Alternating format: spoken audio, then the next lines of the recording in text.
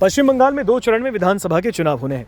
बंगाल में चुनाव के मद्देनजर एसआईआर की जारी पहली पूरक लिस्ट को लेकर अब असमंजस की स्थिति बनी है। दरअसल इलेक्शन कमीशन की ओर से इसे लेकर अब तक कोई प्रेस नोट जारी नहीं हुआ, जिससे ये पता नहीं चल पाया कि कुल कितने लोगों के नाम एसआईआर में कटे हैं और कितने नाम इसमें अंतिम मतदाता लिस्ट में जुड़े हैं। फैमिली कितनी बड़ी है चाचा? ज्यादा बड़ी ना है। छोटे ऑन कर दे, पैक कर दे सबरकूल।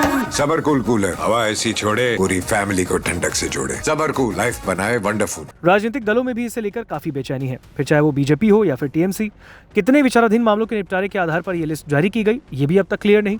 खबर यह है कि बंगाल के मुख्य चुनाव अधिकारी के कार्यालय को पूरक लिस्ट के बारे में जानकारी दिए बिना चुनाव आयोग की ओर से इसे जारी किया गया। आपको बता दें, पहले सोमवार की शाम 6 बजे के बाद लिस्ट जारी होने की बात थी, लेकिन रात 8 बजे तक जब कोई लिस्ट जारी नहीं हुई तब सीईओ ने इस बारे में पूछा गया। उन्होंने बताया कि रात 9 बजे के बाद पूरक लिस्ट जारी होगी। हालांकि इसे जारी होने में रात के करीब 12 बजे यानी मिडनाइट में ये लिस्ट जारी हुई।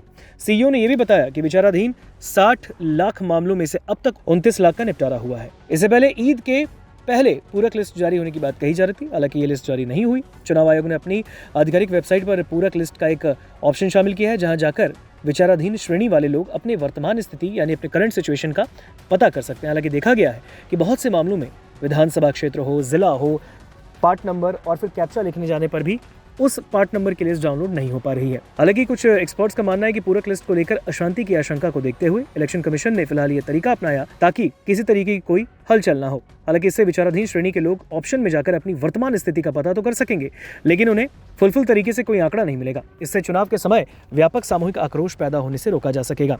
आपको बता दें, एसआईआर का विरोध कर रहे विरोधी राजनीतिक दल, खास करके टीएमसी यानी तृणमूल कांग्रेस भी समग्र आंकड़ा नहीं मिल पाने के कारण इसे मुद्दा नहीं बना पाएगी। आपको बता दें कि टीएमसी शुरू से ही कहती आ रही है कि एक भी वैध मतदाता का नाम कटने पर जबरदस्त आंदोलन होगा।